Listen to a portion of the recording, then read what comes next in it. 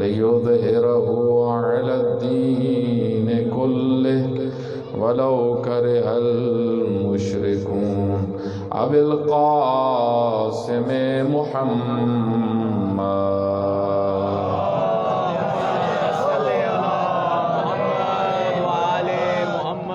وآله الطيبين الطاهرين المعصومين المظلومين المقتولين الذين أذهب الله عنهم الرجس وطهرهم تطهيرا.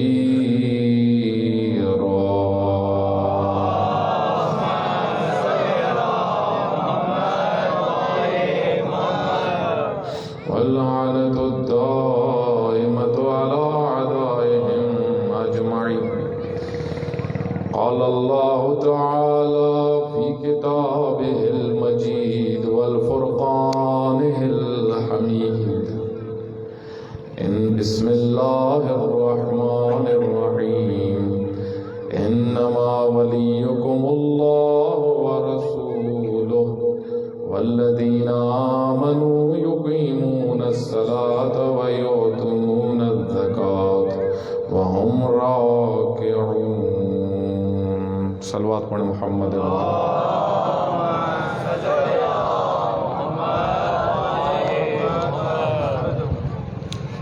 خداوند متعال کی بارگاہ میں دعا گو سب مومنین و مومنات کو صحت و سلامتی عطا فرمائے، اور جہاں پر بھی شیعان حیدر کرار ہیں خداوند متعال سب کی کو شر شیاطین سے محفوظ فرمائے۔ آپ سب مومنین اپنی صحت و سلامتی کے لیے اور تمام مومنین و مومنات کی صحت و سلامتی کے لیے بلند صلوات پڑھیں۔ اللہ صلی علی محمد آل محمد۔ گزشتہ شب آپ کی خدمت میں عرض کیا تھا کہ حضرت صدیقہ طاہرہ سلام اللہ علیہا اللہم صلی علی محمد بہت عظیم شخصیت ہے، خاتون جنت ہے، وہ سیدۃ النساء العالمین ہے، وہ سیدۃ النساء اہل الجنہ ہے، جنت کی خواتین جو جنتی ہیں ان کی سردار، اور دنیا میں بھی جتنی خواتین آئی ہیں ان سب کی سردار، من الاولین الی الاخرین۔ بی بی دو عالم بہت عظیم گوہر ہے خداوند متعال کا۔ اللہ کی خلقت میں جو اللہ نے سب کچھ خلق کیا ہے اور کچھ کو چنا ہے، انبیاء علیہ السلام کو چنا اور رسل کو چنا، آئمہ خدا کو چنا، ساری مخلوقات میں سے ان چنے ہوئے میں شاہکار ہے، یعنی جو چنے ہوئے ہیں اللہ کے بندے ان میں سے ایک عظیم شخصیت ہے۔ اور یہاں تک پیغمبر گرامی نے فرمایا، اور یہ صرف شفقت پدری نہیں تھی، یعنی صرف والد ہونے کا عنوان نہیں تھا پیغمبر کا، یہ جو فضائل بیان فرمایا فاطمہ روح التی بین جنبی، فاطمہ میری روح ہے۔ روح کس کو کہتے ہیں؟ سب علماء نے بیان کیا، اس کے اوپر بڑا تبصرہ کیا۔ روح کسی بھی شخص کی حقیقت ہے۔ ہماری حقیقت کیا ہے؟ ہماری روح ہے، ہم سب کی روح ہے، ہماری حقیقت ہے، اور یہ جسم اس کی کوئی حقیقت نہیں ہے، یہ روح اس کو لے کے پھر رہی ہے۔ جب روح نکلتی ہے تو اس سے تو حرکت بھی نہیں ہوتی، وہی آنکھ جو عام روٹین میں سب کو دیکھ رہی ہے، جب روح نکل گئی تو یہ آنکھ کچھ بھی نہیں دیکھتی۔ تو اس کا مطلب ہے ہر انسان کی حقیقت اس کی روح ہے۔ اور پیغمبر گرامی کیا فرما رہے ہیں صلی اللہ علیہ وآلہ وسلم؟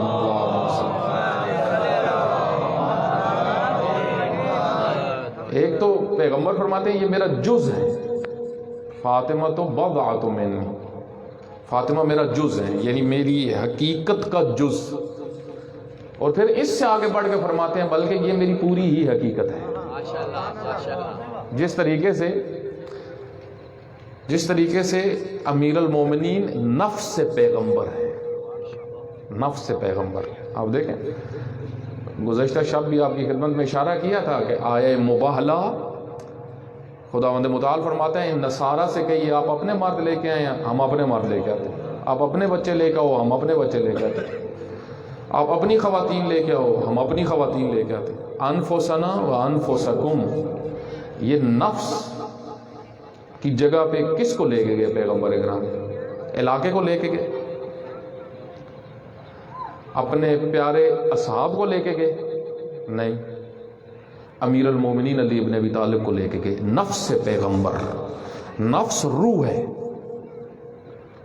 روح کا دوسرا نام نفس ہے، نفس حقیقت انسان ہے، یعنی جتنے پیغمبر گرامی کے فضائل تھے، فضیلتیں تھیں، وہ ساری ان دو شخصیات میں پائی جاتی تھی، ایک صدیقہ طاہرہ سلام اللہ علیہ اور دوسرے امیر المومنین علی ابن ابی طالب۔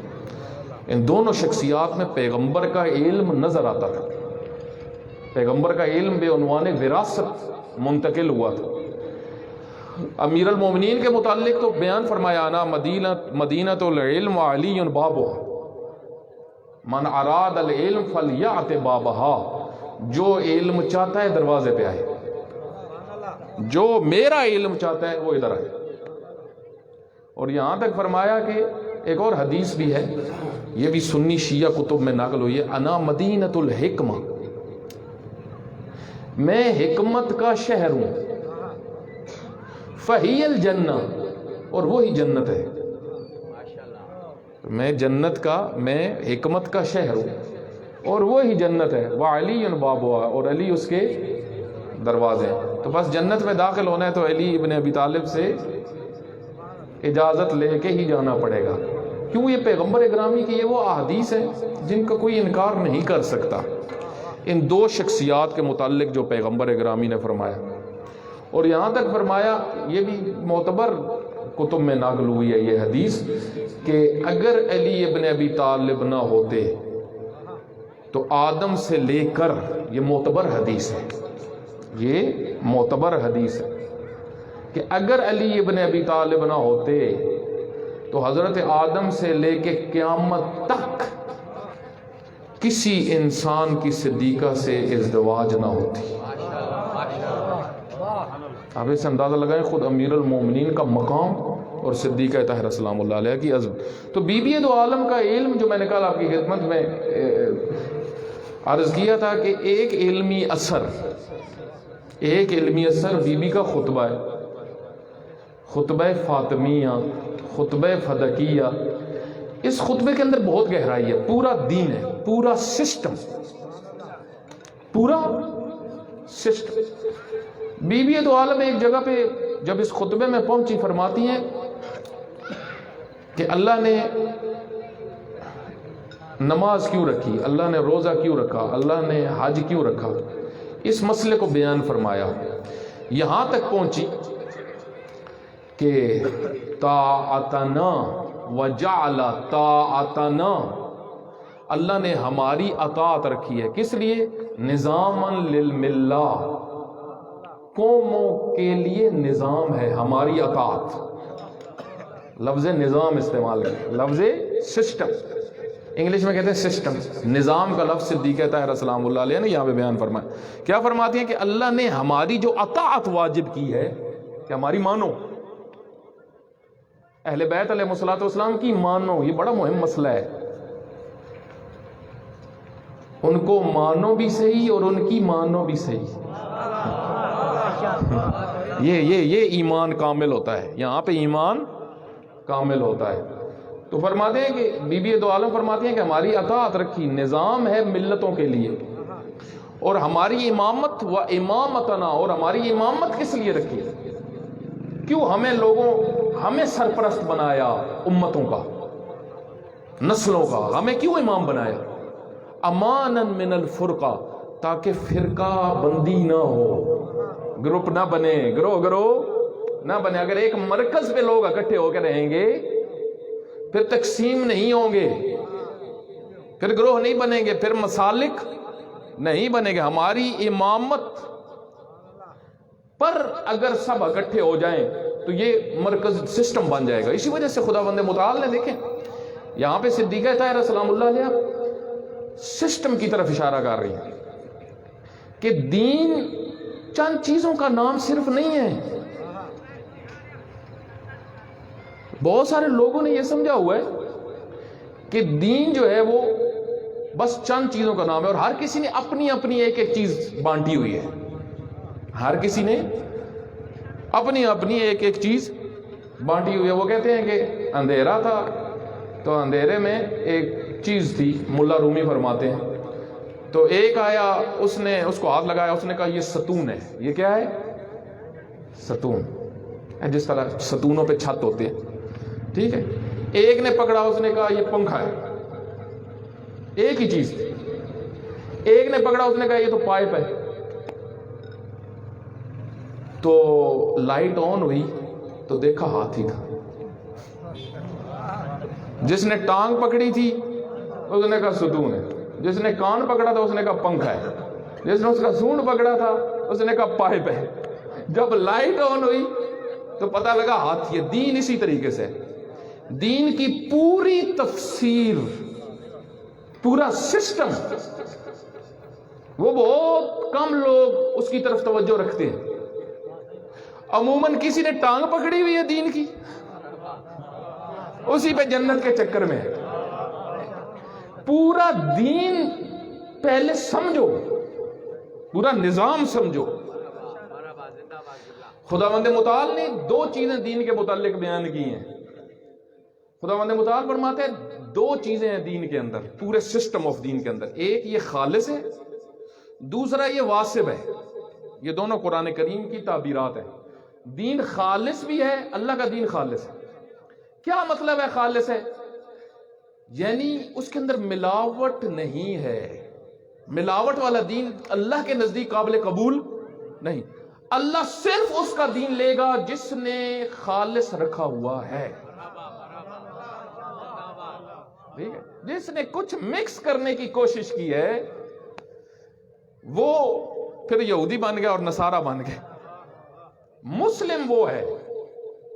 اسی وجہ سے خداوند متعال فرماتا ہے ابراہیم نہ یہودی ہے نہ نصارہ ہے, ولیکن کان حنیفا مسلما, پاک فطرت مسلمان ہے. پاک فطرت مسلمان. پاک فطرت مسلمان یعنی جو اپنے پاس کوئی چیزیں انٹر نہ کرے. ایک دین کی خصوصیت یہ دین خالص ہے. ملاوٹ والا دین خداوند متعال کسی سے لیتا نہیں. اور دوسرا واسب ہے. واسب کس کو کہتے ہیں؟ پورا نظام لیے ہوئے, تمام زندگی کے شعبوں سے تعلق رکھتا ہے, تمام زندگی کے شعبوں. مثلا یہ نہیں ہے کہ مسجد میں جاؤں کاروبار اپنی مرضی کا کروں. ایسا نہیں ہے. ایسا نہیں ہے کہ جاب میں جو مرضی میرے معاملات چلیں, اور ایک عبادت میں نے مثلا, یا فرض کریں یا اس طرح بھی نہیں ہے کہ ایک عبادت جو مجھے اچھی لگتی ہے وہ کر لوں, جو اچھی نہیں لگتی وہ نہ کروں. ہے ایسا ہی ایک بڑی تعداد. اب دقت کریں, میں مثالیں, تاریخی مثالیں آپ کی خدمت میں عرض کرتا ہوں. امام حسین علیہ السلام کے جو مقابل میں تھے, جو سید الشہداء علیہ السلام کے مقابلے میں تھے, وہ کافر تھے؟ نہیں. مشرک تھے؟ نہیں. ظاہری مسلمان تھے. ظاہری مسلمان تھے, لا الہ الا اللہ محمد الرسول اللہ پڑھنے والے تھے, نماز بھی پڑھتے تھے, کبھی کبھی جنازے بھی اپنے پڑھ دیتے تھے. اس قسم کی رسومات کے بہت پابند تھے. اسی وجہ سے آپ دیکھیں سید الشہداء علیہ السلام نے جو اپنا آخری خطبہ جو ارشاد فرمایا, 3 خطبے ہیں ظاہراً عاشور کے دن کے, اس سے پہلے تو بہت سارے خطبے. سید الشہداء علیہ السلام مختلف مقامات پر خطبے ارشاد فرماتے تھے, مختلف مقامات, جدھر رکتے تھے خطبہ. کربلا پہنچتے ساتھ 2 محرم الحرام کو پہنچے، فوراً ایک خطبہ ارشاد فرمایا اپنے حساب پر۔ اس سے پہلے جس جس جگہ پر رکے ہیں ایک ایک چیز تاریخ میں لکھی ہوئی ہے۔ حضرت کہاں کہاں کتنی کتنی دیر رکے ہیں، بہت محنت ہوئی ہے، بلکہ خود حضرت نے یہ کام کروایا تاکہ نسلوں تک جائے کہ میں نے کہاں پہ کیا کیا ہے۔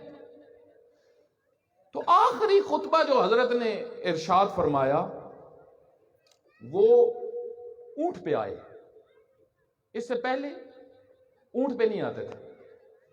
جب دیکھا کہ یہ اب سن نہیں رہے تو اونٹ پہ اس وجہ سے آئے تاکہ میں تھوڑا سا اونچا رہوں گا اور یہ میری بات سن سکیں گے، واضح ہو جائے، حجت تمام کرنی تھی۔ پھر بیان فرما رہے تھے۔ آخری خطبے میں کچھ چیزیں بیان کی، ان میں سے ایک چیز یہ تھی، فرمایا پتہ ہے تم لوگ کون ہو جو رسول اللہ کے بیٹے کو قتل کرنے آئے ہو؟ میں تمہارا تعارف، تمہارا میں امتوں کو بتاتا ہوں تم ہو کون، تمہاری نشانیاں کیا ہیں۔ فرمایا ایک نشانی تمہاری یہ ہے کہ تم ایزین ہو، ایزین، گروہ مقتسمین ہو۔ قرآن کریم نے جن کو کہا ہے گروہ مقتسمین، ایزین، یہ کون سا گروہ ہے؟ دیکھیں یہ نہیں کہا کہ تم وہ جو جنازہ نہیں پڑھتے، یہ نہیں کہا کہ تم وہ کہ جو اذان نہیں دیتے، یہ نہیں کہا، یہ نہیں فرمایا کہ تم وہ جن کی داڑھی نہیں ہے۔ ہمارے یہاں تو دین اسی کے اندر خلاصہ ہے نا، ہمارے یہاں دین شروع بھی داڑھی سے ہوتا ہے، ختم بھی داڑھی سے ہوتا ہے۔ ایسا نہیں ہے میرے بھائی، دین داڑھی ایک واجب ہے، ایک واجب ہے، لیکن پورا سسٹم نہیں ہے۔ یہ نہیں ہے کہ پورا دین آپ ایک، حضرت نے یہ نہیں کہا تم وہ جن کی داڑیاں نہیں ہیں، وہ لازم بات ہے داڑیاں تو ساروں کی تھی، عرب ویسی داڑیاں رکھتے تھے، نہ یہ کہا کہ تم وہ جو جنازے نہیں پڑھتے، لازم بات ہے جنازہ بھی وہ چھوڑتے نہیں تھے، جنازہ وہ چھوڑتے نہیں تھے، جنازے پہنچ کے پڑھتے تھے۔ تو حضرت نے کیا فرمایا؟ فرمایا تم عزین ہو، تم من پسند دین لیتے ہو، من پسند، جہاں سے جو چیز اچھی لگے وہ تمہارا دین ہے، جو اچھی نہ لگے اس کو تم ریجیکٹ کر دیتے ہو۔ جنازہ تمہیں آسان لگتا ہے تم وہ پڑھ لیتے ہو، اور اللہ کا بنایا ہوا امام جس کا اعلان رسول اللہ فرما کے گئے ہیں وہ تمہیں پسند نہیں آ رہا، بلکہ اس کے مقابل میں آگے، صرف اس وجہ سے کہ وہ تمہیں حلال کی طرف دعوت دیتا ہے اور تمہیں حرام پسند ہے۔ وہ تمہیں کہتا ہے حلال کھاؤ، وہ تمہیں کہتا ہے جائز کام کرو، اس وجہ سے یہ پسند نہیں ہے نا۔ کیوں پسند نہیں تھے سید الشہداء علیہ السلام؟ کیوں ابن زیاد جیسے اچھے لگتے تھے؟ کیونکہ وہاں حرام خوری سب کچھ چلتی تھی، یہاں پہ تو ایسا نہیں تھا، یہاں پہ تو حساب کتاب تھا۔ ابن عباس امیر المومنین کے بڑے چہیتے تھے، ابن عباس، دیکھیں دین کا سسٹم، دیکھیں دین سسٹم ہے۔ ابن عباس، عبداللہ ابن عباس بڑی شخصیت ہیں عالم اسلام کی، حضرت علی علیہ السلام کے، امیر المومنین کے چچا کے بیٹے تھے، لیکن دیندار تھے، اچھی شخصیت ہے۔ حضرت نے ان کو بصرہ کا گورنر بنایا، مالک اشتر کو مصر، مختلف شخصیات کو گورنر بنایا۔ حضرت عبداللہ ابن عباس کو بصرہ مہم جگہ تھی، کیونکہ اکثر مخالف تھے وہاں پہ امیر المومنین کے، اور عبداللہ ابن عباس بڑے کام کے بندے تھے۔ جہاں پہ زیادہ مخالفین ہوتے تھے وہاں پہ حضرت ان کو بھیج کے معاملہ ٹھنڈا کروا دیتے تھے۔ یہ ہوا ایک دفعہ جب جو خوارج تھے ان کے ساتھ جب الجھاؤ ہوا، جو امیر المومنین علی ابن ابی طالب کو گالیاں نکالتے تھے، خوارج نے ایک جگہ اکٹھ کر لیا، تو امیر المومنین علی ابن ابی طالب نے اپنے اصحاب سے کہا تم میں سے کون سا ہے جو ان سے جا کے گفتگو کرے؟ تو ایک نے جلدی سے ہاتھ کھڑا کیا، میں جاتا ہوں، میں گفتگو کرتا ہوں۔ وہ گئے تو ادھر جا کے بات بھول گئے، مجمع میں جب پہنچے بات بھول گئے، واپس آ گئے۔ حضرت بہت ناراض ہوئے، حضرت نے فرمایا تمہیں بولنا بھی نہیں آتا، گفتگو بھی نہیں کرنی ہے؟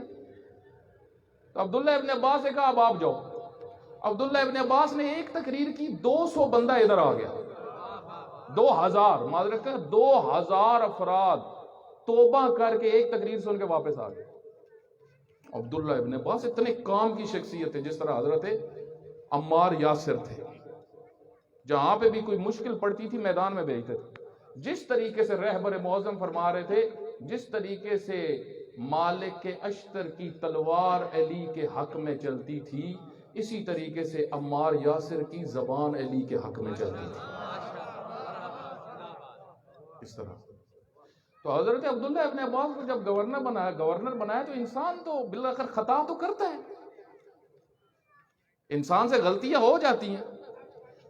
تو عبداللہ ابن عباس گورنر تھے، ان کو کوئی زمین پسند آ گئی، کوئی زمین پسند آ گئی، انہوں نے اس پہ قبضہ کر لیا،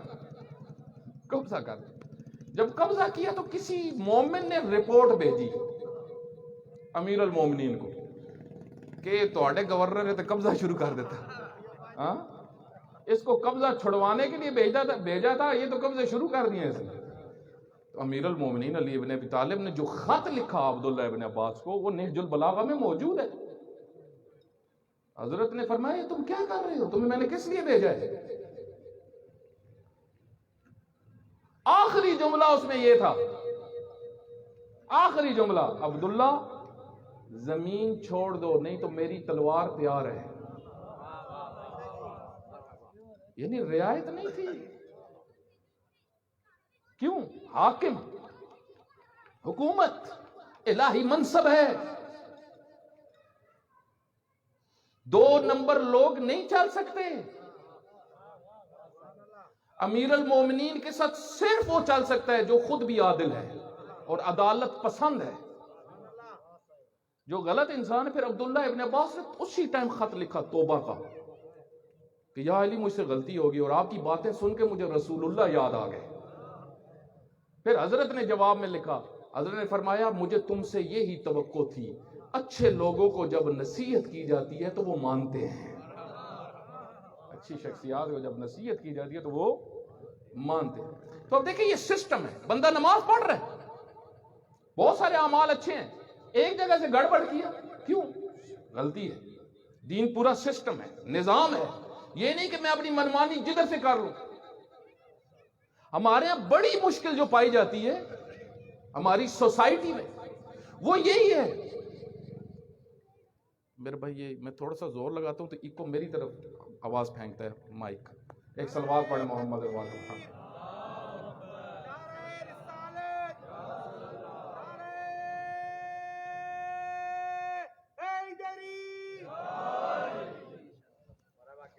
آپ دیکھیں شروع سے مسلمانوں میں یہ مشکل رہی، خود پیغمبر گرامی کی وفات کے بعد مسلسل جو کچھ حالات رہے، پھر امیر المومنین علی ابن ابی طالب علیہ السلام کو حکومت ملی۔ حضرت امیر کو جب حکومت ملی تو کیا مسئلہ تھا ایک بڑی تعداد کا امیر المومنین کے ساتھ؟ کیوں ناراض رہتے تھے، کیوں رنجیدہ رہتے تھے؟ یہ سب تاریخ دانوں نے لکھا ہے کہ جب امیر المومنین علی ابن ابی طالب کو بنانا تھا، اکٹھے ہوئے مسلمان، بہت اتنی تعداد اکٹھی ہوئی، پورا مدینہ روڈ پہ آ گیا کہ اب علی آپ نے بننا ہے، اب آپ نے بننا ہے۔ امیر المومنین فرما رہے تھے نہیں نہیں نہیں نہیں نہیں، بڑا تبصرہ کیا ادھر علماء نے نہج البلاغہ کی شروعات میں کہ امیر المومنین انکار کیوں کر رہے تھے؟ امیر المومنین فرماتے ہیں دیکھو تم میرے ساتھ چل نہیں سکتے، تمہارا مزاج بگڑ چکا ہے، تمہارا مزاج بدل چکا ہے، میں نے ایک بات کرنی ہے، تم نے اس کے الٹ چلنا ہے، اگر میری مانو گے تو پھر ٹھیک ہے۔ تو انہوں نے ایک دفعہ تو کہہ دیا یا علی آپ جو کہو گے۔ حتیٰ امیر المومنین فرماتے ہیں کہ گھر میں آئے مجھے ڈر پڑ گیا حسنین کہیں ان کے نیچے روندے نہ جائیں، اتنی پبلک اکٹھی ہوئی، یا علی آپ، یا علی آپ، اب آپ۔ کچھ شخصیات نے جو سب سے زیادہ ورکنگ کی، کچھ شخصیات نے بہت ورکنگ کی کہ علی ابن ابی طالب ہی اب بنے۔ تو جب امیر المومنین بن گئے تو امیر المومنین کی روٹین تھی کہ جہاں پہ سارے لوگوں کا جو پیسہ آتا، بیت المال کا جو پیسہ آتا تھا، باہر سے گندم آتی تھی، اناج آتا تھا لوگوں کا، حضرت اس کو رکھ دیتے تھے اور ہفتے کے بعد یا چند دنوں میں ایک دفعہ پورا تقسیم کر کے پھر جھاڑو لگاتے تھے اور پھر کہتے تھے خدایا گواہ رہنا، جن کا حق تھا میں نے پہنچا دیا۔ تو ایک دن دو شخصیات آ گئے، انہوں نے کہا یا علی آپ سے مل رہے ہیں۔ امیر المومنین نے فرمایا ٹھیک ہے، کہا ذاتی کام ہے کہیں اور مل لیتے ہیں، کہا نہیں ادھر ہی بیٹھو مل لیتے ہیں۔ بیٹھ گئے، سامنے چراغ تھا، کمبر بھی کھڑے ہوئے تھے۔ امیر المومنین نے فرمایا اے کمبر یہ چراغ لے جاؤ گھر سے دوسرا لے آؤ۔ تو وہ دو شخصیات پریشان تو ہوئی، بھئی چراغ چینج کرنے کا کیا مقصد ہے؟ فرمایا آپ نے ذاتی بات کرنی ہے، ذاتی بات کے لیے ذاتی چراغ، ذاتی بات کے لیے ذاتی چراغ، ٹھیک ہے، اور جب حکومتی مسائل ہوں گے تو پھر بیت المال کا چراغ۔ تو کمبر ادھر سے کمبر گئے، ادھر سے دو شخصیات اٹھی جا رہے۔ امیر المومنین فرمایا آپ تو بات کرنے آئے تھے، کہا یا علی بات ہو گئی ہے، بات ہو گئی ہے۔ کیوں؟ سسٹم، امامت، نظام ہے۔ اللہ جو چنتا ہے، جن کے حوالے کرتا ہے، وہ ایسے نہیں چنتا۔ کل میں نے آپ کی خدمت میں عرض کیا تھا، جب حضرت یہ جو آیا ہمارے ہاں پڑھی جاتی ہے آیا امامت کہ حضرت ابراہیم علیہ السلام کے متعلق پڑھی جاتی ہے، یہ بڑی گہری ہے، اس کے اندر بڑے مطالب ہیں، اس کے اندر پورا سسٹم ہے، حاکمیت کا سسٹم ہے، نظام ہے۔ صرف میں مثالیں دے رہا ہوں آپ کی خدمت میں۔ خداوند متعال فرماتا ہے اِذ ابتلىٰ ابراہیم ربہ بکلمات فأتمہن، جب ساری آزمائشوں میں پورے اتر گئے تو خداوند متعال نے فرمایا اے ابراہیم ہم تمہیں لوگوں کا امام بناتے ہیں، ہم تمہیں لوگوں کا امام بناتے ہیں۔ تو حضرت ابراہیم کو یہ منصب پسند آیا، فرمایا قال ومن ذریتی، میری نسل میں بھی امام رکھنا۔ قال لا ینال عہدی الظالمین، اے ابراہیم میں امام بناؤں گا لیکن ظالم تک یہ مقام نہیں پہنچ سکتا۔ یہ ظالم کون ہے؟ یہ ظالم کون ہے؟ کون ہے جو امامت نہیں کر سکتا؟ اس کو ذہن میں رکھیں، امامت حاکمیت کو کہتے ہیں۔ اس چیز کو بڑا ذہن میں واضح رکھ لیں۔ سنی شیعہ جتنے سکالرز ہیں ان کی سب کتابیں آپ اٹھا لیں، سب ون ٹو آل، سب نے ایک تعریف کی ہے امامت کی، ایک تعریف ہے، کوئی اختلاف نہیں ہے امامت کی تعریف میں، امامت کی ڈیفینیشن میں کوئی اختلاف نہیں۔ امام ہوتا کون ہے؟ سب کہتے ہیں امام حاکم، رئیس، ریاست العامہ فی امور دنیا والآخرہ، یا فی امور دنیا والدینیہ، تمام امور میں معاشرے کا سرپرست، سب کچھ اس کے اندر ہے۔ یہ امام کی تعریف ہے جو سنی نے بھی کی ہے، شیعہ نے بھی کی ہے، ڈیفینیشن سب کی ایک ہے۔ تو ایسا نہ سمجھے امامت کوئی اس سے الگ چیز ہے۔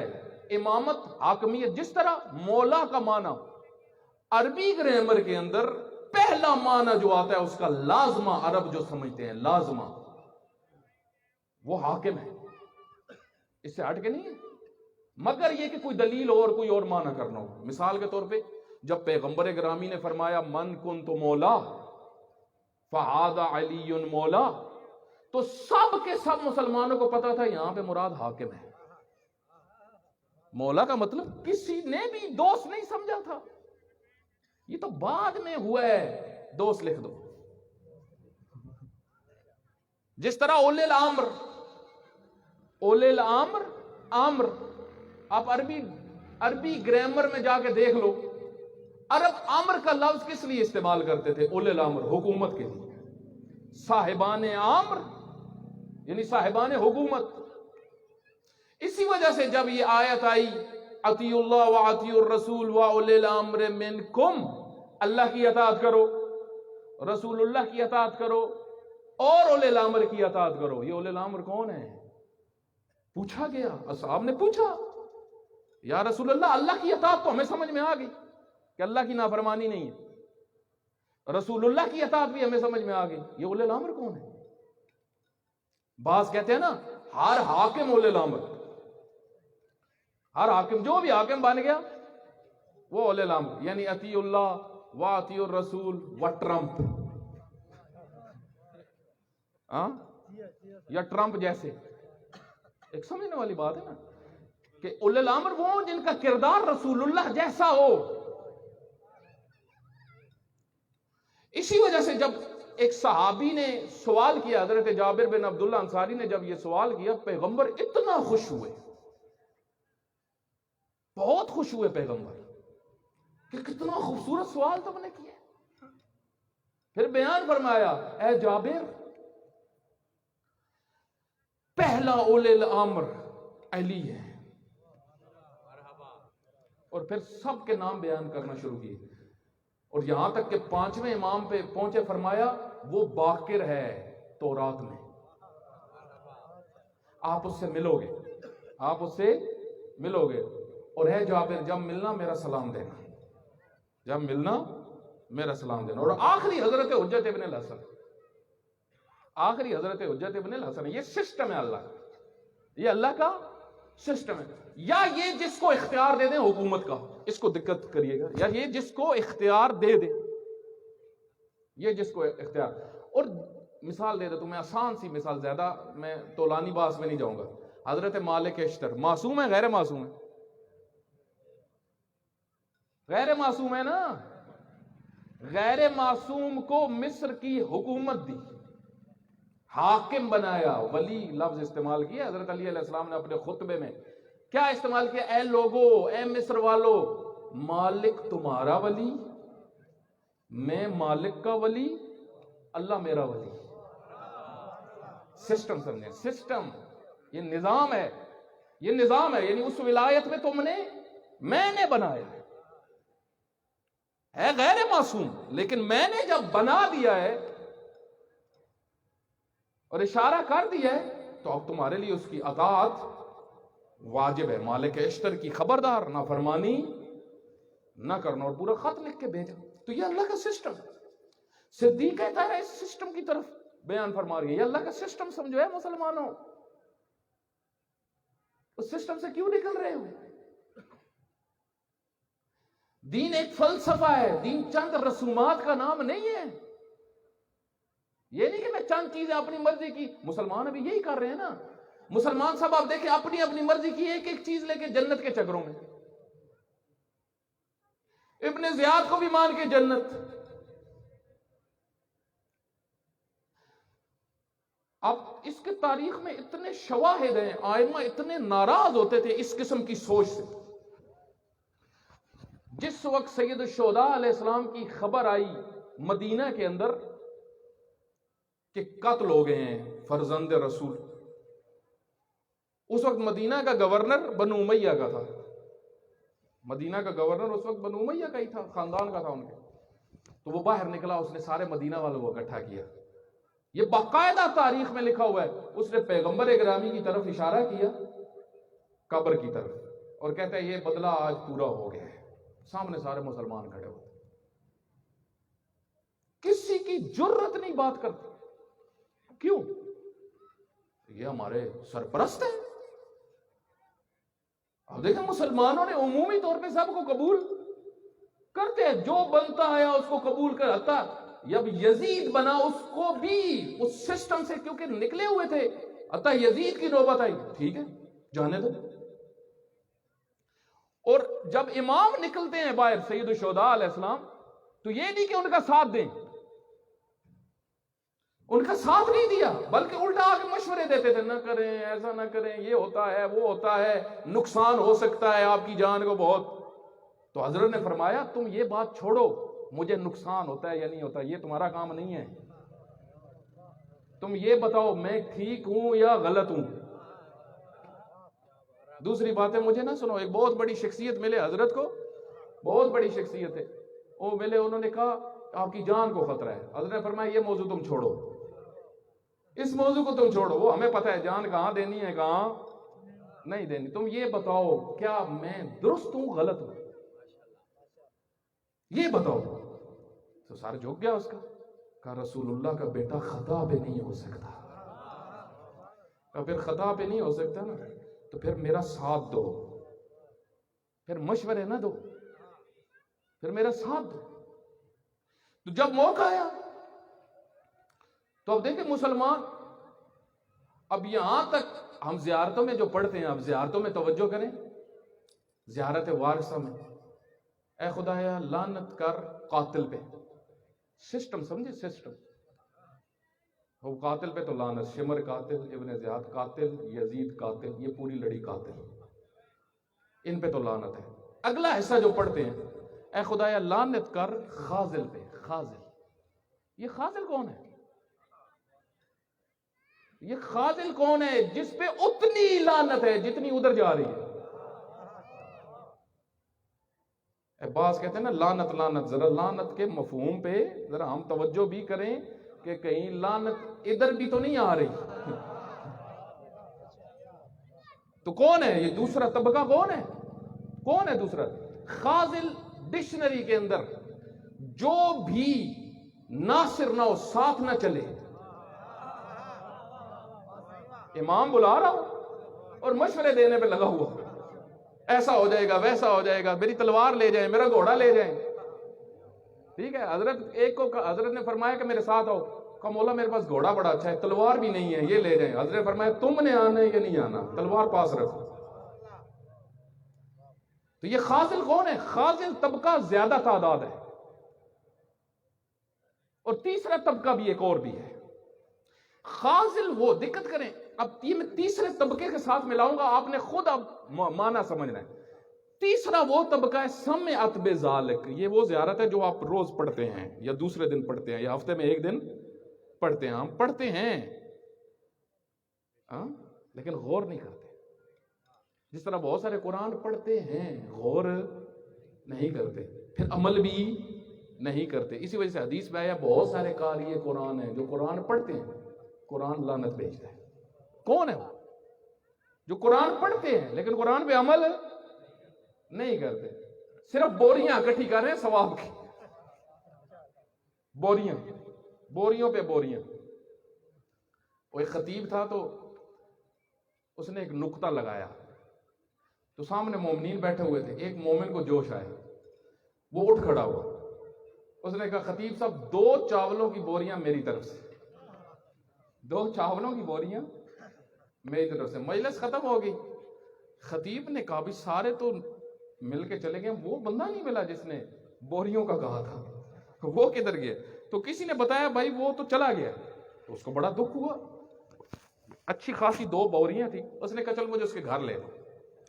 تو دستک دی تو وہ باہر آ گیا. اس نے کہا کیا ہے؟ کہا آپ نے ادھر کہا تھا 2 بوریاں. کہا کون سی 2 بوریاں؟ کہا وہ جو میں نے نقطہ لگایا تھا. کہا آپ نے بھی نقطہ لگایا تھا, میں نے بھی نقطہ لگایا تھا. ایک نقطہ آپ کا, ایک نقطہ میرا. میرے بھائی بات نقطوں کی چل رہی ہے ہمارے ہاں. اصل یہ کہ دین کی گہرائی میں جب تک ہم نہیں جائیں گے اس وقت تک مسئلہ حل ہونے والا نہیں ہے. آپ دیکھیں جو مثال میں آپ کی خدمت ایک صلوات پڑھے محمد وعلم.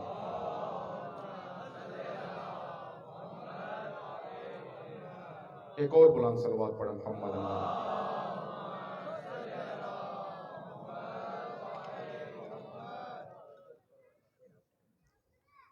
تو یہ آیت جو خود ہے اطیعوا اللہ و اطیعوا الرسول و اولی الامر منکم, یہ پورا ایک سسٹم بیان کر رہے ہیں, پورا ایک نظام بیان کر رہے ہیں کہ آپ نے اس سسٹم کے اندر سے نکلنا نہیں ہے. وہ مسلمان نکلتے رہے نکلتے رہے نکلتے رہے نکلتے رہے, عادی ہو گئے, یہاں تک کہ یزید کی نوبت آئی. اب یزید پہ آگے حضرت کو مشورے دے رہے ہیں, حضرت کو مشورے دے رہے ہیں آپ یہ نہ کریں یہ نہ کریں. تو وہ جو میں آپ کو تقسیم کرنے لگا تھا بات آگے, ایک ہے قاتل, دوسرا ہے خازل, تیسرا غور کریے گا سمعت بذالک فرضیت بے, اے خدایا اس پہ بھی لعنت کر. جو خاموش تھا، اور خاموشی رضایت ہوتی ہے. یہ بھی میں آپ کی خدمت میں ایک مسئلہ عرض کر دوں.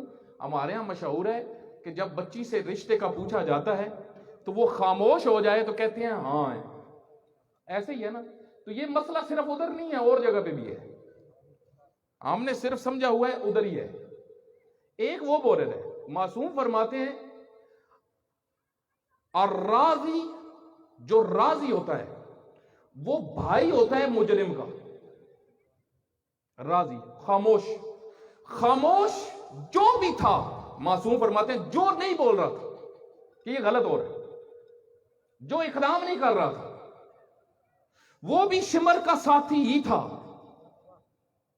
کیونکہ وقت کا امام بلا رہا ہے، لیڈر بلا رہا ہے، رہبر بلا رہا ہے، آؤ.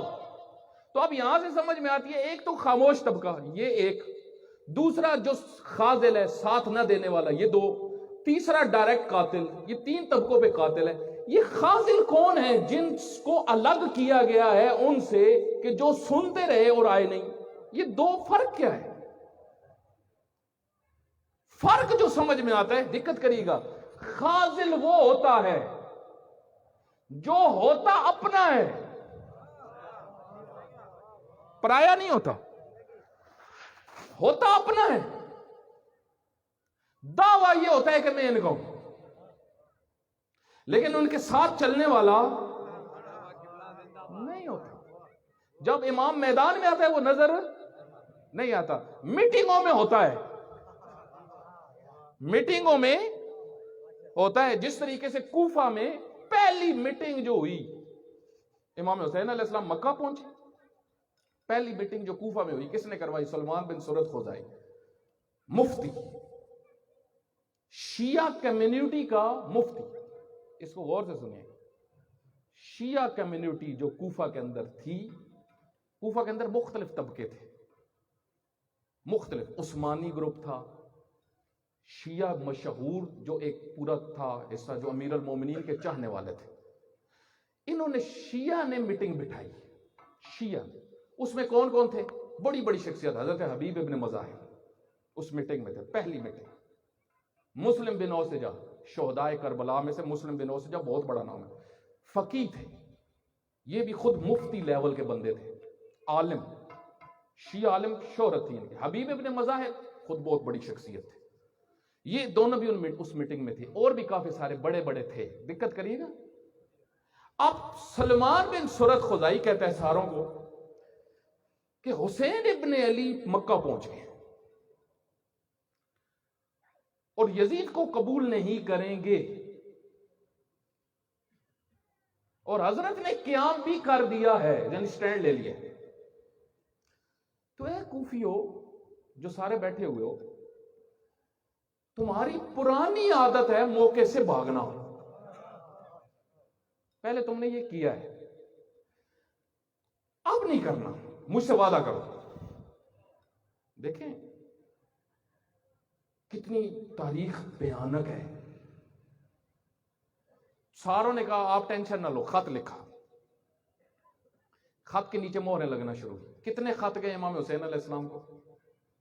مشہور یہ ہے کئی ہزار، 11,000 یا 9,000 10,000 11,000 خط گئے امام حسین علیہ السلام کو کوفہ سے. کیا لکھا ہوتا تھا؟ یہ جوان خصوصاً سنیں، خصوصاً جوان. ایک خط میں یہ بھی لکھا ہوا تھا الاجل، الاجل، جلدی آؤ، جلدی آؤ، آپ کی بہت ضرورت ہے، جلدی آؤ. یہ بڑا سوچ کے کہنا چاہیے الاجل. میں خود ہوں تیار ہوں، میں جو کہہ رہا ہوں الاجل، میں خود تیار ہوں. میرے بھائی برگر کھانے والے کام کے نہیں ہوتے. یہ نہیں کہ برگر پہ گزارا، وہاں پہ میدان. امام زمانہ علیہ السلام میدان، دجال آئے گا، دجال مقابلے میں آنا ہے حضرت کے، سفیانی نے حضرت کے مقابلے میں آنا ہے، جنگیں ہونی ہیں. تو اسی طریقے سے اس نے ساروں نے کہا آپ خط لکھ دو. خط چلے گئے، حضرت کو خط جا گئے. اب جب حضرت کربلا میں پہنچے، میں نے ساری باتیں بیچ میں سے چھوڑ دی. کربلا سے تھوڑا سا پہلے ایک جگہ پہ پہنچے جس کا نام ہے حاجز. سب کتابوں میں یہ بات لکھی ہوئی ہے, سب معتبر مقاتل میں نے آپ کو کہا ایک ایک جگہ لکھی ہوئی ہے, ایک ایک جگہ کہاں کہاں سٹے کی ہے. حاجز جب پہنچے, حاجز کے مقام پہ پہنچ کے حضرت نے ایک خط انہی کو لکھا جنہوں نے پہلا خط لکھا تھا. اب کون کون ساتھ ہیں؟ حبیب ابن مظاہر ساتھ ہیں, حبیب ابن مظاہر آ گئے ہیں. ان خط لکھنے والوں میں سے ایک حبیب ابن مظاہر بھی تھے, لیکن حضرت حبیب ابن مظاہر آ گئے. مسلم بن اوسجہ بھی آ گئے. دوسرے جو رہ گئے تھے, بعض کہتے ہیں جی وہ نکل نہیں رہے تھے, نکل نہیں سکتے تھے. یہ بہانے کسی اور کو سناؤ, جنہوں نے تاریخ پڑھی ہوئی ہے ان کو پتہ ہے ہوا کیا ہے. سید الشہداء علیہ السلام کا خط موجود ہے, خط.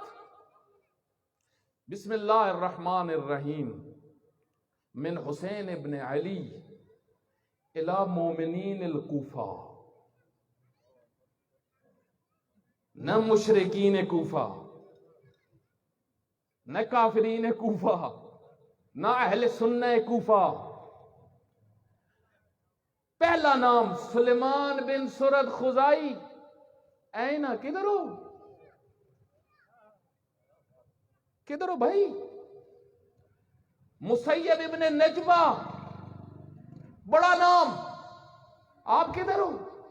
خط میں تو لکھا تھا کہ ہم اپنے بچے بھی لے کے آئیں گے, میں تو اپنی اولاد لے کے پہنچ گیا ہوں, تم کدھر ہو؟ وَلَكُمْ فِيَّا أُسْوَةٌ, میں تمہارے لیے اسوہ ہوں, میں میدان میں ہوں, آپ کدھر ہو؟ تو میرے بھائی یہ نہیں ہے کہ اب ایسا نہیں تھا کہ سلیمان بن سرد خزائی نماز نہیں پڑھتا تھا یا روزہ نہیں رکھتا تھا. دین سسٹم کا نام ہے, سسٹم.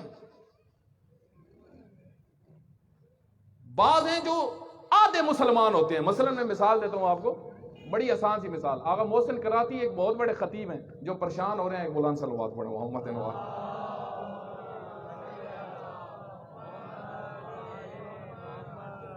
خوب آغا محسن کراتی, ان کی کتابیں بھی کافی ساری ہیں, آپ نے دیکھی بھی ہوں گی, اردو میں ترجمہ بھی ہے, جوان پڑھیں ان کو. آغا محسن کراتی وہ ایک مسجد میں گئے, ایران میں بڑے مبلغ ہیں, عظیم مبلغ. ایک مسجد میں گئے تو ہر مسجد میں نماز کے بعد وہاں پہ نعرہ لگتا ہے اللہ اکبر اللہ اکبر. نماز کے اینڈ میں مرگ بر امریکہ, مرگ بر اسرائیل, موت ہے امریکہ کے لیے, موت ہے اسرائیل کے لیے, اور جو نظام فقاہت کو قبول نہیں کرتا اس کے لیے بھی موت ہے. یہ نعرہ وہ لگاتے ہیں. اس مسجد میں تھے کچھ, ان کے بقول انہوں نے جو تعبیر استعمال کی میں وہ کر رہا ہوں, ان کا کچھ تھے خشک مقدس, آدھے دین والے. انہوں نے صرف یہ کہا اللہ اکبر, یہ نہیں کہا کہ مرگ بر امریکہ, مرگ بر اسرائیل, مرد آباد امریکہ, مرد آباد اسرائیل. انہوں نے نہیں کہا, وہ سن رہے تھے, آپ دیکھتے رہے. جو تقریر شروع کی انہوں نے کہا تم 50% مسلم, 50% مسلمان, 100% نہیں. کہا میں بتاؤں کیسے؟ قرآن سے ثابت کروں گا. وہ ہر چیز قرآن سے ثابت کرتے ہیں. کہتے ہیں محمد الرسول اللہ, آیت پڑھی انہوں نے, محمد اللہ کے رسول ہیں. والذین معہ, جو ان کے ساتھ ہیں, ان کی دو خصوصیات ہیں. پہلی خصوصیت یہ ہے اشداء علی الکفار, وہ کفار کے مقابلے میں شدید ہیں, وہ دشمن خدا کے مقابلے میں آتے ہیں. جو کافر ہے, جو دین کو ختم کرنا چاہتا ہے, اس کے خلاف شدید ہیں, شدت رکھتے ہیں. وَالرُّحْمَاءُ بَيْنَهُمْ, لیکن آپس میں محبت رکھتے ہیں. اور پھر خدا فرماتا ہے رُكْعًا وَسُجَّدًا, یہ رکوع بھی کرتے ہیں, سجدے بھی کرتے ہیں.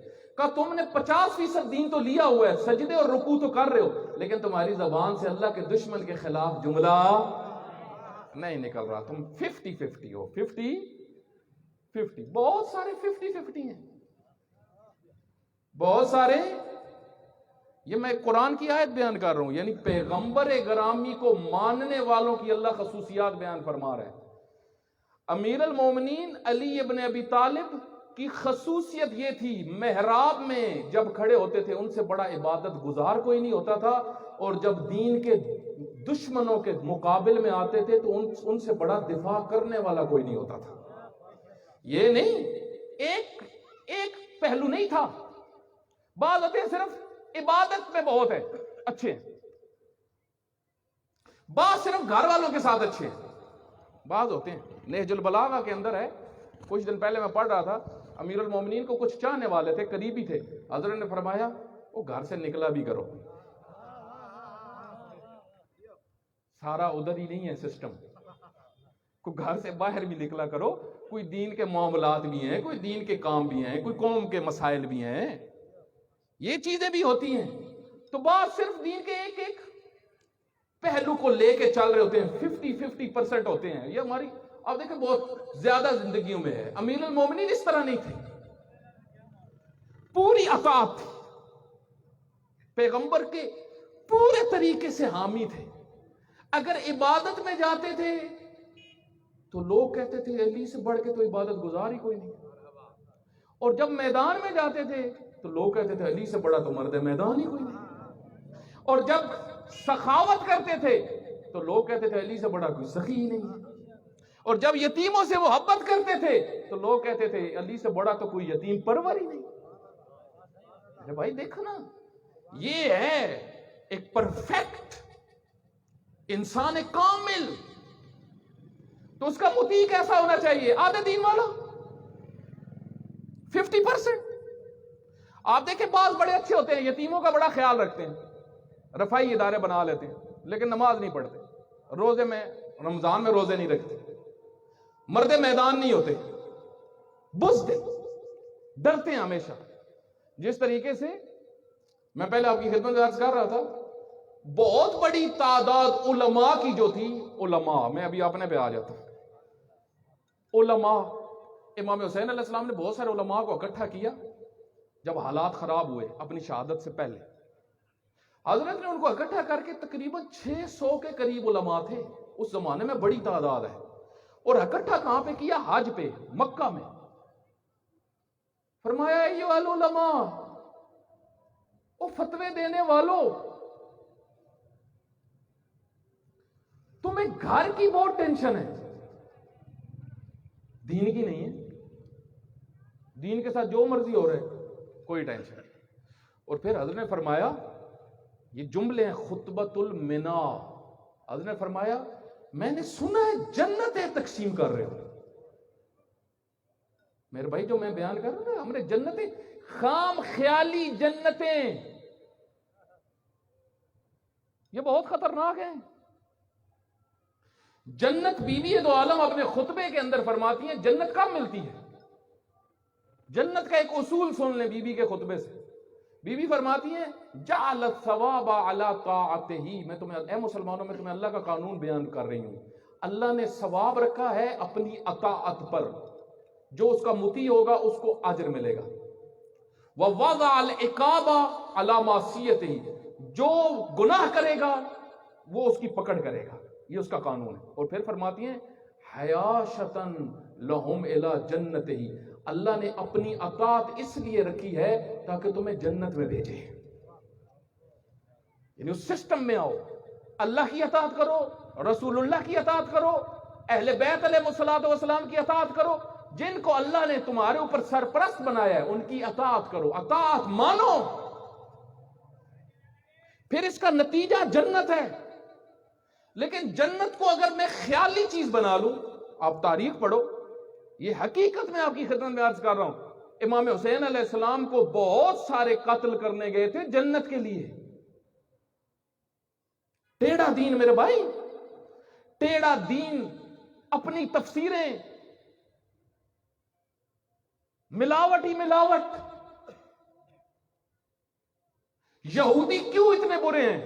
سورہ جمعہ میں آپ جو سورہ جمعہ مولانا آپ کے سامنے پڑھتے ہیں، حتماً اگر مولانا نے تفسیر کی ہے تو بہت اچھی، نہیں تو اپنے مولانا سے یہ کہیں کہ مولانا یہ جمعے کے دن جو اتنی تاکید ہے سورہ جمعہ کی، ذرا اس کی تفسیر اور ترجمہ بھی تو کریں نا، یہ پتہ تو چلے اس میں ہے کیا۔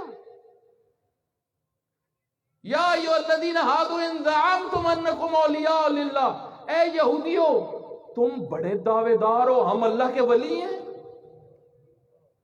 ہم صرف اللہ کے ہیں، ہم جنت میں ہیں۔ پہلے کہتے تھے جنت ہے ہی ہمارے لیے، یہودی پہلے کہتے تھے جنت ہے ہی ہمارے، بقایا سب جہنمی ہیں۔ پھر جب آہستہ آہستہ کچھ ذلیل ہوئے تو کہتے تھے ہاں جہنم میں جائیں گے کچھ دنوں کے لیے پھر واپس آ جائیں گے. خداوند متعال نے فرمایا تم تو ٹھیکیدار ہی بن گئے ہو. یا ایھا الذین ھادوا ان زعمتم انکم اولیاء للہ فتمنوا الموت. اے یہودیو اگر تم کہتے ہو کہ تم اللہ کے ولی ہو ذرا موت کی تمنا کرو. ولا یتمنونہ ابدا, کبھی موت کی تمنا نہیں کرو گے. کیوں؟ بما قدمت ایدیہم, جو کر چکے ہو تمہیں پتہ ہے. مجرم اللہ سے ملاقات سے ڈرتا ہے, شہادت کے نام سے ڈرتا ہے. امام حسین علیہ السلام نے فرمایا اے علماء میں تمہیں بتاؤں تم کیوں نہیں اٹھ رہے یزید کے خلاف؟ فرارکم عن الموت, تم موت سے ڈرتے ہو. لوگوں کو کہتے ہو میدان میں ہو, خود سائیڈ پہ. لوگوں کو کہتے ہو شہادت کی بڑی عظمت ہے, شہادت کی بڑی عظمت ہے, میدان میں نظر نہیں آتے. خیانت آپ دیکھیں, علماء اگر دین کو صحیح, عوام تو بہت دور کی بات ہے, جس معاشرے کے علماء کو ہی دین کا سسٹم نہ پتا ہو کہ دین ایک سسٹم ہے, ایک نظام ہے. ایسے نہیں کہ جو من پسندی کی بات آئی میں نے فتویٰ دے دیا. ابھی یہی تو چل رہا ہے, اپنی پسند کا فتویٰ دے دیا. اصول ہیں دین کے. یہودی علماء کی آپ زندگی پڑھیں, قرآن کے اندر آیات جو یہودی علماء کی اللہ نے اتنی مذمت کی ہے کہ یہ بہت برے ہیں. اس کی وجہ کیا تھی؟ پبلک کی ڈیمانڈ پہ دین بیان کرتے تھے. پبلک کی ڈیمانڈ پہ. پبلک کیا چاہتی؟ لوگ کس میں خوش ہوتے؟ جو طالب علم ہے اس کو پبلک کو خوش کرنے کے چکروں میں نہیں رہنا چاہیے. الیوم اکملت لکم دینکم, آج دین تمام ہو گیا. الیوم یئس الذین کفروا, آج کافر مایوس ہو گئے ہیں, علی امام بن گئے ہیں. اے مسلمانوں وخشونی, مجھ سے ڈرتے رہنا, مجھ سے ڈرتے رہنا, کسی سے نہ ڈرنا, مجھ سے ڈرتے رہنا. اگر مجھ سے ڈرتے رہے تمہارے سارے کام سیدھے کر دوں گا. لیکن لوگوں سے ڈرنا تم نے شروع کر دیا. جس طریقے سے بہت سارے آپ دیکھیں آج ہماری سوسائٹیوں میں علماء اتنے غیر ذمہ دار کیوں ہوئے ہیں؟ اس کی ایک بنیادی وجہ کیا ہے؟ پبلک کی ڈیمانڈز. آپ کے ممبروں کے اوپر آپ دیکھیں, ایک جگہ پہ ایک خطیب نے, ایک بڑا مشہور خطیب ہے سیالکوٹ کا, وہ ایک جگہ پہ تقریر کر رہا تھا, تو اس نے تقریر کے دوران یہ کہا کہ علی علیہ السلام اللہ کے ولی ہیں, اللہ نہیں ہے. یہ غلط ہے جو یہ کہتے ہیں. جس طرح نصارہ نے حضرت عیسیٰ علیہ السلام کو اللہ کا بیٹا بنا دیا, حالانکہ وہ اللہ کے رسول تھے. وہ خطیب خود اگلی تقریر میں بتا رہا تھا, کہا جب بانی آیا نا میرے پاس, کہتا ہے جی آج تو مزہ ہی نہیں آیا, آپ نے سارا مزہ ہی خراب کر دیا. مزے لینے کے لیے کروا رہے ہیں. سید الشہداء علیہ السلام نے اپنی پوری نسل قربان کر دی, یہ مزے لے رہے ہیں, یہ نام بنا رہے ہیں.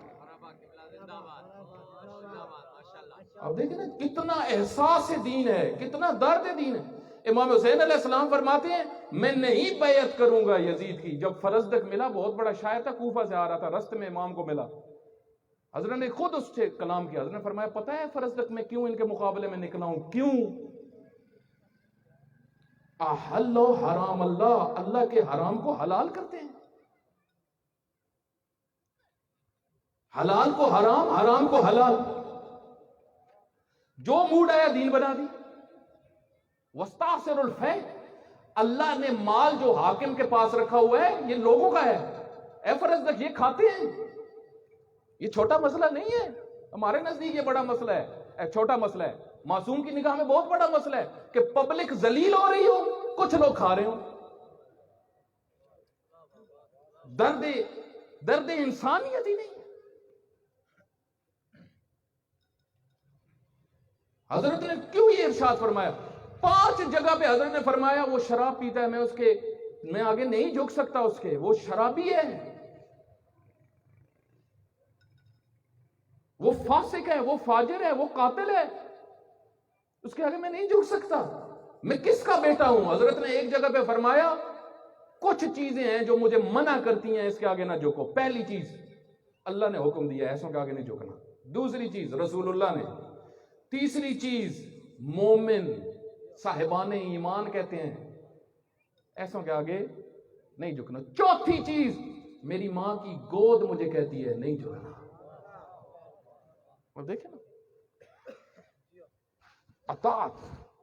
لیکن عام مسلمان عام ایک بڑی تعداد ان چیزوں پہ حساس نہیں ہے. یہ سمجھتے ہیں بس وہ تھوڑا سا اپنا وہ, کیونکہ ان کو غلط طرف خیالی پلو. معصوم فرماتے ہیں شرک گناہ, والدین کا آنکھ گناہ, شراب پینا گناہ.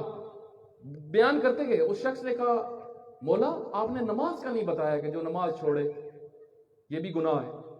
حضرت نے فرمایا یہ پہلا سنا نہیں ہے. چھٹے امام فرما رہے ہیں یہ سنا نہیں ہے میں نے شرک جو کہا ہے. شرک جو نماز نہیں پڑھتا وہ مشرک ہے.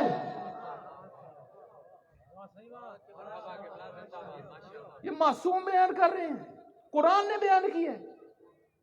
قد افلح المؤمنون, فلاح پاگے مومن الذین هم فی صلاتهم خاشعون. پہلی صفت مومن کی یہ ہے کہ اللہ کی بارگاہ میں خشوع سے آتا ہے. اور ہمارے یہاں کیا کر دیے, ٹکرو بنا دیے. اور دکھ کی بات یہ ہے وہ امام حسین علیہ السلام جنہوں نے نماز کے لیے, دین کے لیے, واجبات کے لیے سب کچھ دیا, ان کی عزاداری کو نماز کے مقابلے میں لے کے آتے ہیں. حالانکہ ان دو چیزوں کا کوئی مقابلہ نہیں ہے. عزاداری ہے ہی دین کی بقا کے لیے, ماتمداری ہے ہی دین کی بقا کے لیے, اس کو لے آئے ہیں اس میں. اور اب کیا کہتے ہیں یہی نماز ہے. مذاق نہ اڑاؤ دین کا, نہ پڑھو اتنا بڑا شاید جرم نہ ہو, شاید اللہ معاف کر دے. اللہ کریم ہے, انسان توبہ کر لے اللہ میں نے نہیں پڑھی مجھے معاف کر دے. لیکن مذاق اڑاؤ گے پھر خداوند متعال سامنے حضرت علی اکبر کو لے آئیں گے اور کہیں گے دیکھو انہوں نے کیا کیا, تم یہ کر کے آئے ہو. سسٹم کو مسلمان سمجھے. اسی وجہ سے ایک اور میں جملہ بیان کر رہے تو کل اس کی تفسیر کروں گا. امام رضا علیہ السلام فرماتے ہیں الامامہ, اللہم صلی علی محمد وعلی محمد. الامامہ, امامت کیا ہے؟ زمام الدین, دین کی زمام ہے. دین کی زمام امامت ہے. زمام یہ جس سے گھوڑوں کے, جس کو باغ کہتے ہیں, باغ جس سے قابو کرتے ہیں. امامت دین کی باغ ہے, یعنی دین کو کنٹرول کرنے کے لیے اور اس کے معاملات کو مینج کرنے کے لیے امامت ہے. وَنِظَامُ الْمُسْلِمِينَ, اور مسلمانوں کا نظام جو اللہ نے بنایا ہے وہ امامت. دنیا آج کدھر جا رہی ہے, مسلمان کدھر جا رہے ہیں, امامت کی طرف آ رہے ہیں. اس کے مقابلے میں کون سے نظام ہے, امامت کے مقابل میں کیا کیا ہے, وہ انشاءاللہ میں کل تفصیل سے بیان کروں گا. حضرت حجت ابن الحسن جن کے ہم انتظار میں تھوڑا سا امام کا بھی ذکر کر دوں. آپ ساری زیارتیں جو جن کے پاس ٹائم ہوتا ہے, جو دعائیں پڑھتے ہیں, زیارتیں پڑھتے ہیں, بعض مومنین ہوتے ہیں بہت دعائیں پڑھتے رہتے ہیں, زیارات پڑھتے رہتے ہیں, آپ اپنے وقت کے امام کی زیارتیں پڑھو. زیارات امام زمانہ علیہ السلام, دعائیں پڑھو, دعائے ندبہ, زیارات پڑھو, دعائے ندبہ, دعائے عہد, امام کی دعا ہے بہت عظیم, چھٹے امام سے نقل ہوئی ہے, بہت عظیم دعا ہے. زیارات پڑھو, زیارت آل یاسین اور عام زیارات, مخصوص زیارت, سب زیارتوں کے اندر جو جملے استعمال ہوئے ہیں نا, میں اس کا خلاصہ کر رہا ہوں. امام نے نظام بنانا ہے. معصومین فرماتے ہیں وہ جب آئیں گے عادلانہ نظام بنائیں گے, سسٹم, وہ سسٹم خود بخود چلے گا. معجزے ہونے ہیں میرے بھائی, معجزے اگر ہونے ہوتے تو 1200 سال اور پتہ نہیں ابھی کتنا اور وقت ہے. معجزے سے اگر کام ہونا ہوتا تو وہ ایک کہتے ہیں ایک مولانا گئے ایران میں, ایک عالم دین رہتے تھے تو وہ دکان پہ گئے, تو دکان پہ گئے تو چینی لی انہوں نے دکان سے چینی. تو وہ چینی لے کے گھر آ رہے تھے تو راستے میں جب گھر پہنچے دیکھا ساری چینی گر گئی تھی, وہ شاپر پھٹا ہوا تھا. تو یہ دکاندار کے پاس گئے, کہا بھائی یہ شاپر پھٹا ہوا دے دیا, ساری چینی گر گئی. تو آگے سے دکاندار کہتا ہے انشاءاللہ امام آئیں گے تو شاپر ٹھیک ہو جائیں گے, امام آگے کام کریں گے. یہ سارے امام نے یہ سارے کام کرنے. امام لائن دیتا ہے, لائن. امت نے کام کرنا ہوتا ہے. شیعہ کا کام کیا ہے؟ شیعہ نے ماحول بنانا ہے. ان کے پیروکار, چاہے شیعہ ہو چاہے غیر شیعہ, جو ان کے پیروکار ہوں گے, جو ان کے پیروکار ہیں, کیونکہ بہت سارے, میں اس وجہ سے بیان کر رہا ہوں, میں خود بھی اس میں شامل ہوں, میں صرف آپ کو سنا نہیں رہا, میں خود بھی اس میں شامل ہوں. بہت سارے دعوے دار ہوتے ہیں, ٹائم پہ میں نے آپ کو کہا نہیں ہوتا. یہودی کتنے دور سے آ گئے تھے تورات انجیل پڑھ کے, مصطفیٰ نے آنا, احمد نے آنا ہے فلاں علاقے میں, ان کے انتظار میں چلے جاتے ہیں, آئیں گے تو ان کی مدد کریں گے. یہی یہودیوں نے جنگ پہ جنگ. کیوں؟ دین ہمارے موڈ کا, جو ہمارا موڈ ہے. تو دیکھیں یہ ہوتا ہے. اس وجہ سے انسان کو کبھی بھی خام خیالی میں نہیں رہنا چاہیے, ہمیشہ بعمل ہونا چاہیے کہ میں واقعا اس طرح ہوں یا نہیں ہوں. تو امام نے جو نظام بنانا ہے وہ کن کے ذریعے سے بنانا ہے؟ جو کہتے ہیں 313 حضرت کے کمانڈر ہوں گے, یہ کون ہوں گے؟ پیروکار ہوں گے نا, اس کے ذریعے سے سسٹم چلے گا. اور جو میدانوں میں پھر جائیں گے یہ کون ہوں گے؟ سارے پیروکار ہوں گے. تو یہ پیروکار کب بنیں گے؟ کون سی نسل آئے گی؟ اگر میں یہ کہوں کہ نہیں بعد والے بنیں گے, تو اس طرح تو پھر سارے اگر کہتے رہیں گے تو پھر تو کام بنے گا نہیں. بات کب بنے گی؟ جب ہم سب یہ کہیں کہ میں ہوں وہ, میں امام کا ناصر بنوں گا, میں اس مشن کو آگے لے کے چلوں گا, میں لوگوں کو بتاؤں گا کہ ظالم نظاموں سے نفرت کرو, عادلانہ نظام سے محبت کرو. اللہم انا نرغب الیک دولتا کریما, اے خدایا میں ایسی حکومت مانگتا ہوں جو کرامت والی ہو, عزت والی ہو. تعز بہل اسلام والا, جس کے اندر مسلمان کی بھی عزت ہو, اسلام کی بھی عزت ہو, مومن اس میں عزت والا ہو, منافق اس میں ذلیل ہو. اے خدا میں ایسا نظام مانگتا ہوں. لوگوں نے معصومین اپنے وقت کے ائمہ کی قدر نہیں کی. امام حسین علیہ السلام امت کو بلاتے رہے, خط لکھتے رہے, آؤ میرا ساتھ دو, آؤ میرا ساتھ دو, میں وارث رسول ہوں, میں وارث پیغمبر ہوں. اے مسلمانوں میری سنو, ہدایت پا جاؤ گے. اے مسلمانوں میری سنو, میں تمہاری عزت کے لیے کر رہا ہوں. لیکن امت نہیں آئی. سب سے زیادہ تکلیف ہوتی ہے امام کو, سب سے زیادہ دکھ ہوتا ہے جب امت ساتھ نہ دے. اس وجہ سے جب رسول اللہ کی قبر پہ آخری دفعہ گئے امام حسین علیہ السلام, بہت روئے, مقتل کے جملے بہت روئے. ایک جملہ ارشاد فرمایا یا رسول اللہ, آپ مجھے امانت کے طور پہ چھوڑ کے گئے تھے. یا رسول اللہ انہم خذلونی, انہوں نے مجھے چھوڑ دیا ہے,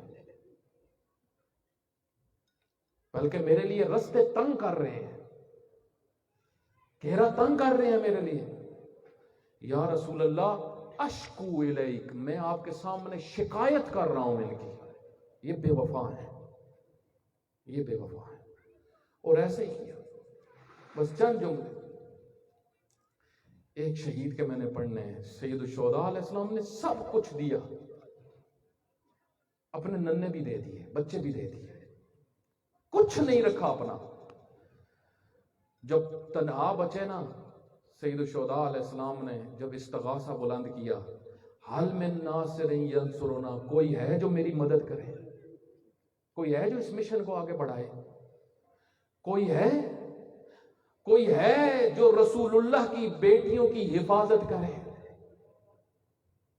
جب یہ استغاثہ بلند ہوا نا, کہتے ہیں کہ خیمے کے اندر 6 ماہ حسین ابن علی کا تڑپنا شروع ہوا, بیویوں کے رونے کی آواز آئی. ارتفعت اصوات النساء, اونچا اونچا بیویوں نے رونا شروع کیا. امام علی مقام خیمے کے پاس آئے, اور فرمایا یا زینب، اے زینب کیوں رو رہی ہیں ساری خواتین؟ کہا ہے رسول اللہ کے بیٹے، جب سے آپ نے تنہائی کا استغاثہ بلند کیا ہے نا، یہ چھوٹا سا ہے بہت تڑپ رہا ہے۔ میرا دل یہ کہتا ہے، علی اصغر یہی کہتے ہوں گے، بابا اکبر تو چل سکتا تھا، میدان میں چلا گیا، بابا میں تو نہ بول سکتا تھا، میں تو یہ بھی نہیں بتا سکتا مجھے کتنی پیاس لگی ہوئی، بچہ تو یہ بھی نہیں بتا سکتا۔ وہ ایران کے اندر ہم تھے تو ایک عالم دین سنا رہے تھے، کہتے ہیں کہ ایک بچہ پوری رات روتا رہا، ماں باپ پوری رات اس کو چپ کرواتے رہے، چپ نہیں کر رہا تھا، کہ صبح اس کو انہوں نے دیکھا بھی ہسپتال لے کے جائیں۔ راستے میں ماں کے ذہن میں آیا کہ تھوڑا سا پانی پلاتی ہوں، تھوڑا سا پانی پلایا، بچہ چپ ہو گیا۔ تو وہ عالم بیان کر رہے تھے، کیسے بتاتا بچہ مجھے پیاس لگی ہوئی ہے، بچہ تو بتا بھی نہیں سکتا۔ حضرت علی اصغر آنکھوں سے بتا رہے تھے کہ بابا مجھے بہت پیاس لگی ہوئی ہے۔ اسی وجہ سے جب مقتل میں لے کے گئے نا علی اصغر کو، ایک جملہ ارشاد فرمایا ان لم ترحمونی فرحموا هذا الطفل، لو ظالموں مجھ پہ رحم نہیں کرتے، شش ماہد پہ تو رحم کرو۔ دیکھتے نہیں ہو کیف یتلظی، کیسے منہ کھولتا ہے اور منہ بند کرتا ہے، یہ وہ کیفیت ہے۔ عرب جب مچھلی کو نکالتے ہیں پانی کے اندر سے، جب مچھلی کو نکالا جاتا ہے، مچھلی کی چند کیفیات ہوتی ہیں۔ پہلی کیفیت مچھلی کی یہ ہوتی ہے، وہ چھلانگ لگاتی ہے، اچھلتی ہے۔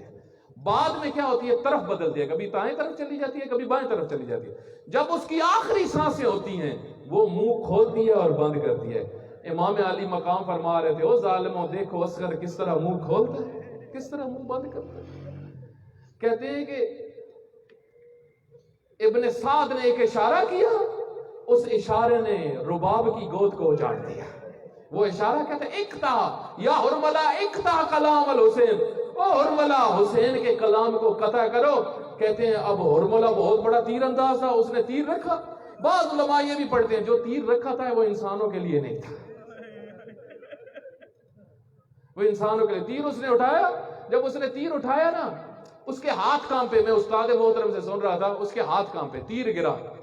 ابن سعد نے کہا او حرملہ تو عرب کا بڑا تیر انداز ہے، تیرا تیر، تیرے ہاتھ کیوں کانپ رہے ہیں؟ کہا تو حسین کو دیکھ رہا ہے، ذرا حسین کے پیچھے دیکھ، جو میں تیر اٹھاتا ہوں ایک مزدور کہتی ہے میرا چھوٹا سا بیٹا، ننھا سا گلا ہے اس کا۔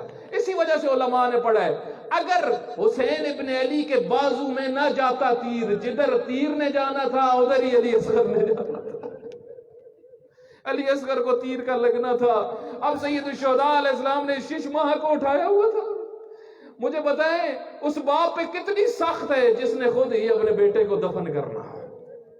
گئے خیمے کے پیچھے چلے گئے، خیمے کے پیچھے جا کے اس چھوٹے سے ننھے اپنی نشانی کو دفن کرنا شروع کیا، لیکن بات یہاں تک ختم نہیں ہوئی۔ بس میرے آخری جملے، بات یہاں تک ختم نہیں ہوئی۔ جب 11 محرم کی صبح ہوئی نا، ظالموں نے کہا سارے کدھر ہیں؟ جب سب سارے اکٹھے ہو گئے، ابن سعد کہتا ہے ایک بچے کو بھی تو قتل کیا تھا، اس کا سر کدھر ہے؟ اور جب یہ بات ہوئی، ایک ملعون آگے بڑھ کے کہتا ہے میں نے حسین کو خیمے کے پیچھے کچھ چھپاتے ہوئے دیکھا تھا۔ اب اس نے کہا جاؤ بچے کو ڈھونڈو۔ اب کیسے ڈھونڈنا تھا؟ کہتے ہیں سب نے ہاتھوں میں نیزے اٹھائے، نیزوں کو زمین میں مارنا شروع کیا، نیزے لگ رہے تھے۔ میرا دل یہ کہتا ہے سکینہ دور سے دیکھ رہی ہوگی، یہی کہہ رہی ہوگی بابا اور دیکھو اصغر دوبارہ ذبح ہونے لگا ہے، اور کہتے ہیں ایک نیزہ زمین میں جانا تھا، خالی واپس نہیں آیا، اصغر کی لاش کے ساتھ واپس سیعلم الذین ظلموا ای منقلب۔ اے خدایا ہم سب کے گناہ معاف فرما، ہمارے والدین کے گناہ معاف فرما، ہمارے رشتہ داروں کے گناہ معاف فرما۔ اے خدایا بحق محمد و آل محمد جو مومنین مریض ہیں ان کو شفاء کاملہ عطا فرما۔ اے خدایا جو سفر پہ ان کے سفر کو بے خطر فرما۔